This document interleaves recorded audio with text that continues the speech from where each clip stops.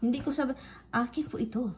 Akin ito, hindi po ito sa kanya. So, andito po tayo sa ating freezer. So, ngayon, sa freezer po tayo magkalkal po ako dito mga loves, sa ating freezer. Kasi naghanap ako kung ano yung ipakain ko sa mister ko. Hindi na siya makakain ng meat kapag 12 o'clock. So, ngayon, yun yung inano ko ngayon, iniisip ko. Anong meron dito? I know meron siyang fish eh. Dito kung asa niya na nilagay yung fish. Ang dami kong kamatis, mga kamarites. Mag-shrimp. I-shrimp na naman natin itong mister ko. Tika muna mga labs ha. Mag-defrost tayo. Usually, hindi ako nag-read ng message, no? Mag-read ako kung meron akong time. Talagang mag-read ako ng mga messages. I-open ko kung ano yung sa tingin ko importante, ganun. So, meron pong nagsasabi po sa akin, hindi po ito about sa yung scam. About po ito sa, ito yung, i-defrost ko lang muna ito mga labs. Kunin natin ito and then lagyan ng tubig. Ito po siya, yung di ba meron yung atong vlog na naglilinis ako sa labas. So ito po si ating may edad na. So ito yung ating shrimp. Kunin ko siya ng shell mamaya kasi para easy ni Mister. Para madali si Mister makakain mga labs at hindi na ako magkabuang og kuha sa shell. So ngayon, sabi pa niya, Mary Ann, bakit ikaw yung naglilinis? Kawawa ka naman. You know, ginawa daw akong katulong. Palagi yung mga sabi katulong ganyan. So, bakit ako daw yung naglilinis? Or bakit hindi daw mag-hire kung may pira naman daw ang asawa ko? Sino nagsabi na may mapira yung asawa ko, no? Hindi naman yan milyonaryo. Ngayon, sabi pa niya, bakit daw hindi kami kukuha ng mga gardener or something. So, yung para makalinis sa labas ng bahay kasi daw, hindi daw yan pang babae na trabaho. Hindi po yan kung ano pang babae or pang lalaki, no? And also, hindi po ako ginawang alila po ng mas mister ko. At saka sabi pa niya, so dapat, dapat gagawin mo yan kung bahay mo yan, you know? Sabi pa niya, hindi naman yan mapunta sa'yo, yung bahay na yan. So, kaya wag kang maging dapat practical ka, dapat isipin mo yung future mo. Dapat umalis ka dyan, and then maghanap ng trabaho, and then isip mo yung pera. Ang dami niyang sat-sat mga loves. And yun, nagbasa ako, so binasa ko kasi na-curious na ako, no? Kasi ang dami niyang sinasabi na bakit daw ako naglilinis na hindi man daw sa akin ito. So, I think bago pa siya dito mga love sa ating page. So, ngayon, sabi pa niya, dapat daw aalis ako, maghanap ng trabaho para magkapira, and then, tama naman siya dun, no? Tama naman siya dun about like, you know, you have to work for the future. Kasi, sabi pa niya, wag kang mag-stay sa bahay na para kang ginagawang alila ng afam yung mister mo. And also, dapat may kita ka para sa future mo, meron kang, hindi ka maitsupwera ba, parang kawawa daw ako in the end. So, salamat po sa advice kasi maganda po din yung advice na yan. Pero, kung may asawa, I think itong mga ganito, may edad na po siya at alam na dapat niya yung buhay ng may asawa. So, I guess may asawa din siya. Kasi po, yun yung sa tingin ko. Kasi may edad na siya, diba? So, ngayon, sabi ko sa kanya, hindi po, dapat po, kung mag-asawa na po kayo, dapat magtulungan sa bahay man, or sa bill, or sa trabaho man, kung ano mong dapat. Kung anong nakakarapat sa inyong mag-asawa, kung ano yung pinag-usapan ninyo. So, sabi ko, bahay ko naman po ito, hindi po ito lang sa asawa ko. So, nag-respond siya, mga labs, sabi pa niya, hindi po yan sa'yo, kasi hindi ko po dyan taga dyan. So, yun yung sabi niya. So, ganito ba ako kaluka-luka, na or sila yung luka-luka, ganyan yung iniisip nila na, in the future, wala akong makukuha kasi hindi ako taga rito. So, anong ibig sabihin mo po sa mga ibang mga lahi mo, mostly Filipina, na may nangasawa dito? So, wala din po silang karapatan or wala silang karapatan. Hindi sila owner ng bahay kasi po hindi po sila taga dito. Ano na lang yung mga citizen no, yun yung isipin natin. So, paminsan mga loves, maisip ko ang mga ibang viewers ko is kahit bisag unsa na lang ipanglitok, magpataka na lang istorya mga loves.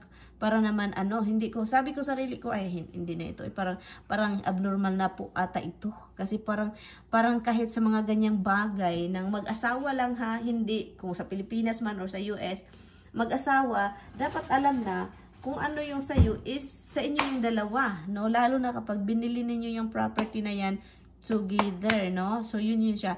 So, kaya na ano po ako kay sister, kay tita na lang kasi may edad na po siya. Na sinabihan talaga niya ako kasi naglilinis niya ako, 'di ba? Ang dami pong magre-react, may mga nagre-react na bakit daw lilinis ako, ba't hindi daw nag-hire ng ano. So, yung ibahayad ko, alam nyo ba, nung binili namin itong bahay, nag-hire kami ng to clean up the front. Diyan lang na area kung saan ako naglilinis. Alam nyo ba kung ano hindi pa tapos, walang bulaklak, walang mulching, walang ganun. Linis lang, kuha ng damo, $700 hindi tapos. Siningil kami ng $700. Kaya yun, sabi namin, hindi man yun ang pinag-usapan natin. So, hindi namin, binayaran ni Tami ng less, mga half. Kasi nga, 700 to, get the, So, kaya after that, mga loves, ang ginawa nila is cutting na lang sa grass. And then, ako na yung nag-continue. Kasi taga-bukid naman din ako eh. Alam ko naman kung paano maglinis at magpa-beautify ng ating garden, no? So, yun yung ginawa ko kasi po, 700. Ang mahal po, mga loves, kung magpalinis ka dyan sa ating yard na yan. So, kaya yun. So, hindi po basta-bastang hire ka ng gardener, mag-plant ng Mayaman lang po ang pwedeng ganyan. Milyonaryo or billionaire yung may gardener ka, dapat itanim yung bulaklak dyan. Pag sabihan mo lang sila na itanim mo itong klaseng bulaklak na yan dyan, gawin po nila. Pero may monthly po yan sila, no? So, about sa bahay na hindi po at akin ito, hindi ko sabi, akin po ito. Akin ito, hindi po ito sa kanya. Charot.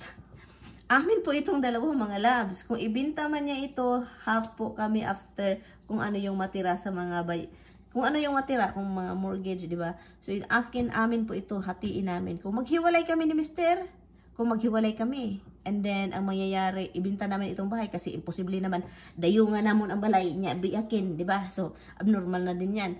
So, pag ibinta, for example, kung maghiwalay kami, after kung ano man yung leftover sa pera na nabinta namin, pagkatapos namin mabayaran yung mortgage, lahat-lahat kung ano yung dapat bayaran, hatian po namin. Hindi po pwedeng magsasabi siya na, uy, dapat ito lang ang sa'yo kasi nga hindi ka taga-US, no? Asawa lang kita, ganyan.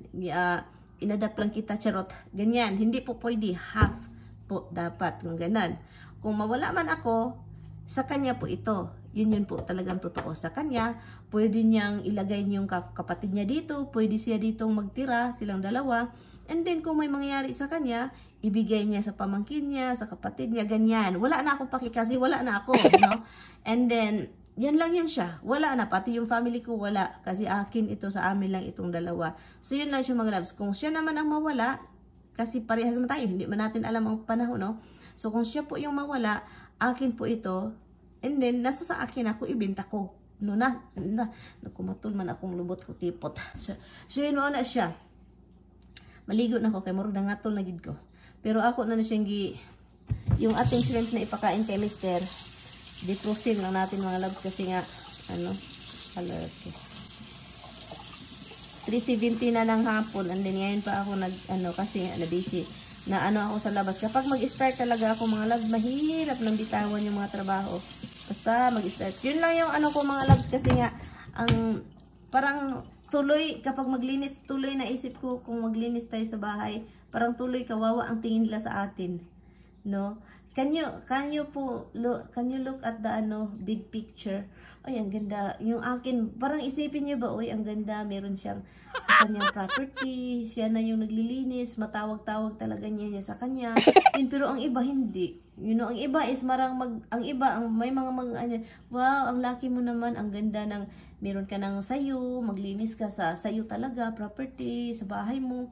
Pero yung iba is talagang sabihin na wala akong, hindi ito akin. Yung parang, bakit kaya? Hindi, may mga asawa naman sila. Parang, ganyan ba yung naranasan nila sa mga asawa nila? Yung parang wala silang karapatan kung ano yung property ng asawa nila. Parang, aho-aho, ija-ija, aho-aho, kung sa Bisaya pa. Kung sa Bulano pa.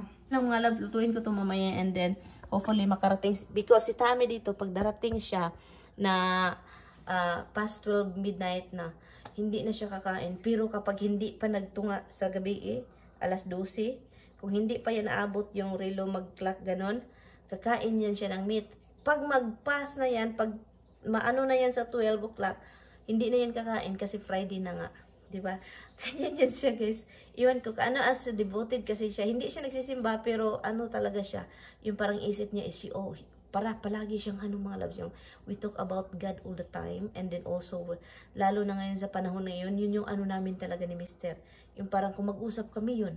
Yung parang, kanang end of na ganun. Huwag na tayo mag-usap, basta ganyan kami ni Tami. So, kaya siya, devoted siya sa mga, yung mga patakaran sa Katoliko. Yung mga hindi kakain ng meat pag Friday, and then kung ano pang mga yun siya. So kaya sumusunod naman ako kasi magkaiba tayong relihiyon eh.